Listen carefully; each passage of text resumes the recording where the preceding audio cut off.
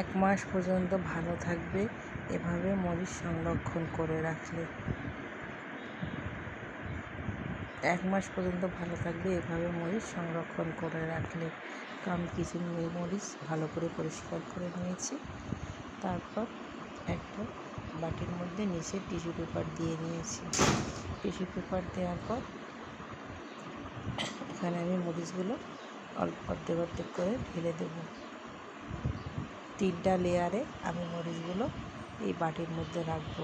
আমার একটা লেয়ার দেওয়া হয়ে গিয়েছে, আমি আরেকটা টিস্যু পেপার দিয়েছি, তারপর আবার একটু মরিচ দিয়েছি, দিয়ে আরেকটা টিস্যু পেপার দিয়ে দেব। তারপর আমি বাকি মরিচটুকু এখানে ঢেলে দেব। এভাবে মরিচ যদি আপনারা ফ্রিজে সংরক্ষণ করেন তাহলে অনেক দিন পর্যন্ত ভালো থাকবে। এই মরিচগুলো একটাও নষ্ট হবে না এবং টাটকা